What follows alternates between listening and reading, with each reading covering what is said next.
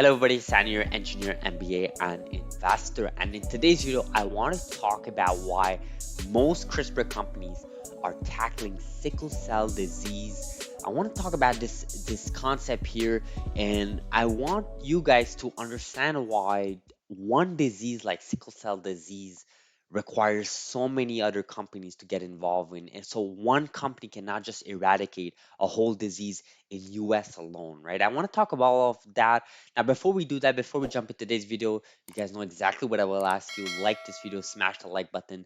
If you're not subscribed yet, please consider subscribing. Thank you so much for support, guys. I really, really appreciate this community. So this is what we're looking here on the screen, a paper that I covered earlier this year. Actually, one of our first 10 or 15 videos, I believe, or maybe 20 videos on YouTube. We actually covered this paper from Dr. Yurnov, Professor Yurnov, and lots of things have happened since, right? Lots of things, right? In fact, we got phase one data for NTLA for on an unrelated program here for in vivo. Lots of things that happened, but there are certain things that have not changed, right? And for example, sickle cell disease, no FDA approved yet drug. We don't believe we didn't really expect 2021 to be the year. We actually expect end of 2022 and early 2023 from CTI 001 from CRISPR Therapeutics. But the idea that a lot of companies are tackling sickle cell disease is confusing many people, right? Especially a certain journalist that I will not name in the for the purpose of this video and what I want to achieve in this video. I will not name them, but let's just say they sort of made a funny comment or they try to make fun of CRISPR companies sort of tackling sickle cell disease for basically fame and for raising more money, right? It is a legitimate thought, but if you just spend, a minute or two researching why this may be, then clearly you can come up with the conclusion that there is a reason why all these CRISPR companies are tackling sickle cell disease, right? And there are other reasons than just this paper, but I'll just stick with this paper because we covered this paper in the past and it is a great paper from Dr. Yurnov. So first of all, what is sickle cell disease, right? Let's take a look at what is sickle cell disease. Sickle cell disease is basically a mutation that happened in a specific gene, and basically that causes the disease, right? And the idea that, one company can eradicate that disease in US alone is looks like a novel idea, right? You have one company and comes about and just eradicates the whole disease for the whole population. But that's not how practically it can be done, right? And you can clearly see here all these companies that are tackling it, right? Vertex and CRISPR Therapeutics, obviously NTLA, Graphite Bio, I believe in Beam Therapeutics. Editas has something here as well, right? And then you have Sangamo, which I've never covered in this channel, unfortunately, yet. Hopefully, one day I'll have some time here to cover this company. But you can clearly see there's a lot of companies here that are tackling sickle cell disease, right? Let's take a look at some overall facts, right? As a result, the average lifespan of 100,000 of Americans who have sickle cell disease is 45, right? So lifespan is 45 years old. And in Nigeria, in Africa, in Nigeria alone, the lifespan is 5, right? So clearly, you can see this is a significant issue. 100,000 Americans, and God knows how many in Africa, right? Specifically in Nigeria, right? Obviously, it's going to be a lot more. Obviously, just by looking at the lifespan, you can see it's a lot more critical. Not to say that the America situation is not critical. Sickle cell, the one patient is way too many, right? So now obviously we talk about the mutation in the gene here, some technical terms here.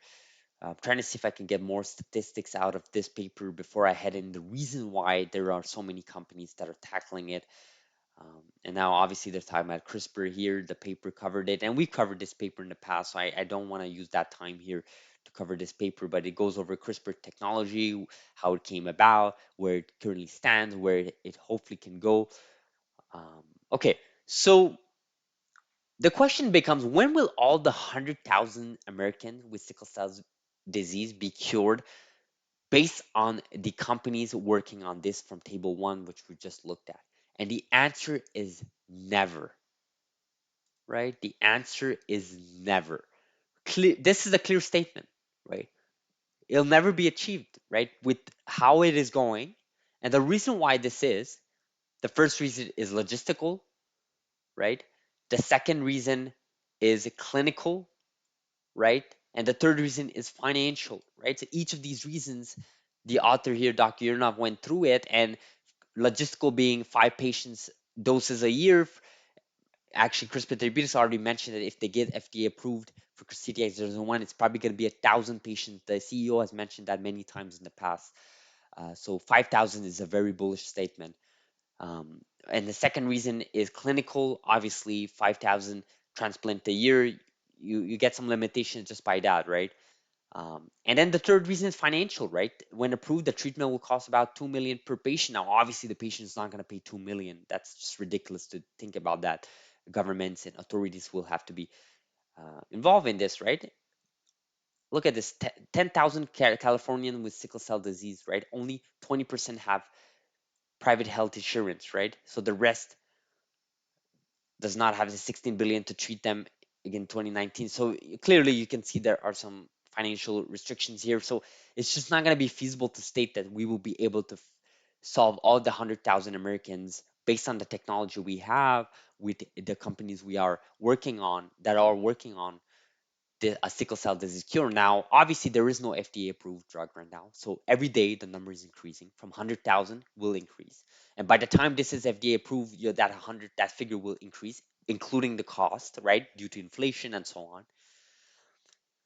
So, and in fact, here, Dr. Yurnov sort of put an estimation as to when the first CTX001, for example, from Vertex and CRISPR Therapeutics could get FDA approved first CRISPR drug tackling sickle cell disease. I totally disagree with that statement. In fact, Dr. Yurnov even replied to me saying that they could be revising that statement as well. So we won't cover that. But what we will cover here is the clear facts of what we're looking here on the screen, right?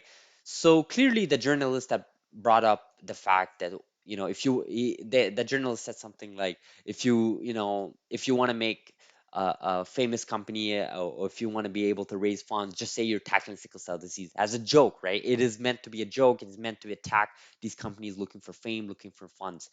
What that journalist completely ignored is that even the companies involved in this space right now won't even be able to cover all the cases in America, which again, don't forget, this is only new US. We're looking at 100,000 Americans, knowing the limitations of patients a year you can dose with, and also knowing the fact that the lifespan is 45, and knowing that in Africa, that lifespan reduces to 5 years, right? That sickle cell disease is a big issue. It's a wide issue. Yes, it's one disease. Yes, there is a mutation. Yes, CRISPR can potentially cure it, but it's a lot more bigger than that. You need many players. You need many companies to partner up. And that's why we believe the total addressable market is huge in this market, because that's just one disease, right? We didn't even talk about cystic fibrosis, Duchenne. We didn't even talk about type 1 diabetes, type 2 diabetes, ALS, all these diseases, right? There's so many diseases with hundreds and hundreds and thousands of patients, right, that you can cure and dose. But again, you have to recognize the limitation of these cure, whether that's financial, whether that's clinical, whether that is logistical, right? So keep that in mind.